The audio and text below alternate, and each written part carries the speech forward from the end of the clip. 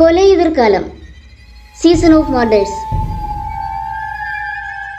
ചക്രി ടോലറ്റി സംവിധാനം ചെയ്ത് മതിയഴകൻ നിർമ്മിച്ച 2019 ഇന്ത്യൻ തമിഴ് ഭാഷ ത്രില്ലർ സ്ലാഷർ ചിത്രമാണ് ഇത്.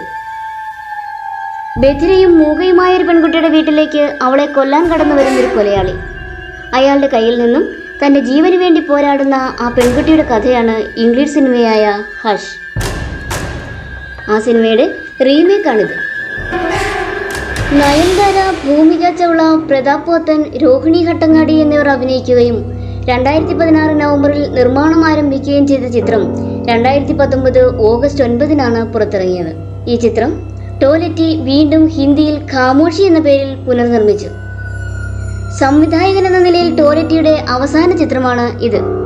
ഇംഗ്ലണ്ടിന്റെ പ്രാന്തപ്രദേശത്ത് ഏക്കർ കണക്കിനുള്ള തോട്ടങ്ങൾക്ക് നടുവിൽ സ്ഥിതി ചെയ്യുന്ന വർഷങ്ങൾ പഴക്കമുള്ള ഒരു ബംഗ്ലാവാണ് ലോസൺ ബംഗ്ലാവ്. അവിടെ കുറേ വർഷങ്ങളായി ജോലി ചെയ്യുന്ന ബ്രിട്ടീഷുകാരായ 2 വിശ്വസ്ത ജോലിക്കാർ, യജമാനന്റെ അജ്ഞാനവർത്തികളായി ആരെയും കടിച്ചു കീറാൻ സജ്ജരായി നിൽക്കുന്ന 2 അതിഭീകരന്മാരായ നായകർ. ഇതെല്ലാം ആദ്യ ഫ്രെയിമുകളിൽ തന്നെ ഈ സിനിമ നമുക്ക് കാണിച്ചു തരുന്നുണ്ട്. നായകൾക്ക് ഭക്ഷണവുമായി വരുന്ന അവിടുത്തുകാരിയായ ഒരു സ്ത്രീ. ആ സ്ത്രീ ഭക്ഷണം കൊടുത്ത് മടങ്ങിപ്പോകവേ ഒരു മരത്തിന്റെ ചുവട്ടിൽ വളർന്നു നിൽക്കുന്ന ഭംഗിയുള്ള ചെറിയ പൂക്കൾ പറിച്ച് തന്റെ ബാസ്ക്കറ്റിലാക്കാൻ തുടങ്ങുന്നു. പെട്ടെന്ന് അവൾക്ക് പുറകിലൂടെ ആരോ നടന്നു പോകുന്നതായി കാൽപെരുമാറ്റത്തിലൂടെ അവൾ മനസ്സിലാക്കുന്നു. കുറച്ച് അകലെയുള്ള പൊന്തക്കാടുകൾ ലക്ഷ്യമാക്കി പോകുന്ന ആ അപരിചിതനെ അവൾ ഒരുപാട് തവണ വിളിക്കാൻ ശ്രമിക്കുന്നു. വിളി കേൾക്കാതെ നടന്നു പോകുന്ന അയാളെ അവൾ പിന്തുടരുന്നു. അതിനുശേഷം ആ സ്ത്രീയെ പിന്നീട് ആരും കാണുന്നില്ല. പിന്നീട് ക്യാമറ പോകുന്നത് ബംഗ്ലാവിനുള്ളിലേക്കാണ്. അവിടെ ലോസൺ ഫാമിലിയുടെ ബിസിനസ് മാനേജരെയും അയാൾക്ക് ഭക്ഷണം വിളമ്പിക്കൊടുക്കുന്ന അവിടുത്തെ കുക്കായ സ്ത്രീയെയും കാണിക്കുന്നു. ബിസിനസ് മാനേജരായി അഭിനയിക്കുന്നത് പ്രതാപ് പോത്തനും കുക്കായി അഭിനയിക്കുന്നത് രോഹിണി ഹട്ടങ്ങാടിയുമാണ്. അവരുടെ സംഭാഷണങ്ങളിലൂടെ ഒരു കാര്യം നമുക്ക് വ്യക്തമാകും. ലോസൺ ബംഗ്ലാവിന്റെ ഒരേ ഒരു അനന്തരാവകാശിയായ ശ്രുതി ലോസൺ ഇന്ന് അവിടെ എത്തുകയാണ്. സിനിമയുടെ അടുത്ത ഫ്രെയിമിൽ എയർപോർട്ടിൽ നിന്നും ബംഗ്ലാവിലേക്ക് യാത്ര തിരിക്കുന്ന ശ്രുതി ലോസനെയാണ് നമുക്ക് കാണാൻ കഴിയുന്നത്. കാറിൽ ഒരു സാധാരണ ആളെ പോലെ ഇയർഫോണും വെച്ച് പാട്ട് കേട്ടിരിക്കുന്ന ശ്രുതിയെ കണ്ടാൽ എല്ലാം നോർമലായി നമുക്ക് തോന്നും. ബംഗ്ലാവിലെത്തുന്ന ശ്രുതിയെ കാത്ത് മറ്റു 2 അതിഥികൾ കൂടി കാത്തിരിക്കുന്നുണ്ട്. അത് മറ്റാരുമല്ല, ബംഗ്ലാവിന്റെ ഉടമയായിരുന്ന ചാൾസ് ലോസന്റെ അനിയനും ഭാര്യയുമായിരുന്നു.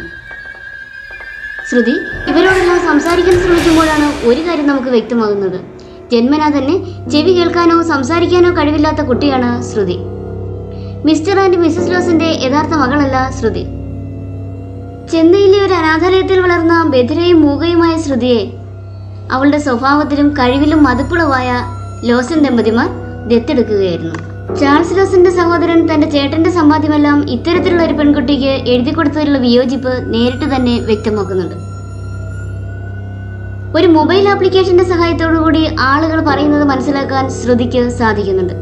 സ്വത്തിനെ പറ്റിയുള്ള സംഭാഷണത്തിനിടയിൽ നിന്ന് ചാൾസ് ലോസന്റെ സഹോദരനായ സാവന്തിന്റെ ഭാര്യ അനുനയിപ്പിച്ച് കൊണ്ടുപോകുന്നുണ്ട്. ഈ കോലാഹലങ്ങളെല്ലാം അടങ്ങിയ ശേഷം താൻ പണ്ട് വരച്ച മിസസ് ലോസൺ അഥവാ ആബ ലോസന്റെ പോർട്രേറ്റ് നോക്കി നിൽക്കുന്ന ശ്രുതിയുടെ മനസ്സിലേക്ക് പഴയകാല ഓർമ്മകൾ കടന്നു വരുന്നു. ചാൾസ് ലോസൺ എന്ന ദീനദയാലുവായ കോടീശ്വരൻ ലോകത്തിന്റെ പലയിടത്തായി ധാരാളം ജീവകാരുണ്യ പ്രവർത്തനങ്ങൾ നടത്തുന്നു. അതിൽ ചിലതായിരുന്നു തമിഴ്നാട്ടിലെ അനാഥാലയങ്ങൾ.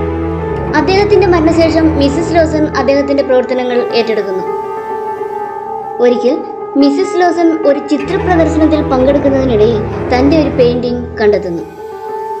അത് വരച്ച പെൺകുട്ടിയെ അവർ നേരിട്ട് കാണുന്നു. അവളിലെ നന്മയും സൽസ്വഭാവവും മനസ്സിലാക്കുന്ന അവർ അവളെ തൻ്റെ മകളായി സ്വീകരിക്കുന്നു.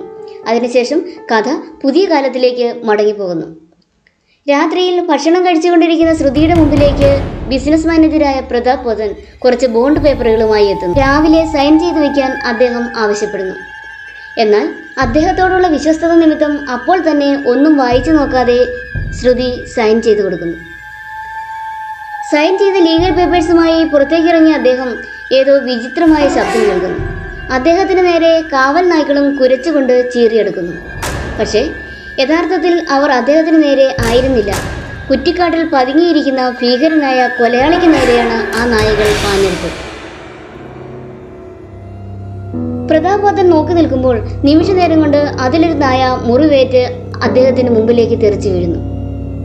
ഇതെല്ലാം കണ്ട് പരിഭ്രാന്തനായി കാറിൽ കയറി രക്ഷപ്പെടാൻ ശ്രമിക്കുന്ന അയാളുടെ മുന്നിലേക്ക് അടുത്ത നായയുടെ ജഡവും വന്നു വീഴുന്നു. അടുത്തതായി അയാളുടെ കാറിനടുത്ത് നിന്ന് കില്ലർ അയാളെ കൊന്ന ശേഷം കാർ സ്റ്റാർട്ടാക്കി വിടുന്നു. ലക്ഷ്യം തെറ്റിപ്പോകുന്ന ഈ കാർ കാണുന്ന ബംഗ്ലാവിലെ കുക്ക് കാർ ശരിക്കും ഓടിക്കാൻ അറിയില്ലെന്ന് പറഞ്ഞ് മാനേജരെ കുറ്റപ്പെടുത്തുന്നു. ഇതിനുശേഷം ബംഗ്ലാവിനുള്ളിലേക്ക് കടക്കുന്ന ഭീകരനായ കൊലയാളി ഒന്ന് ഞെട്ടാൻ പോലും അവസരം കൊടുക്കാതെ ആ കുക്കിനെയും കൊല്ലുന്നു.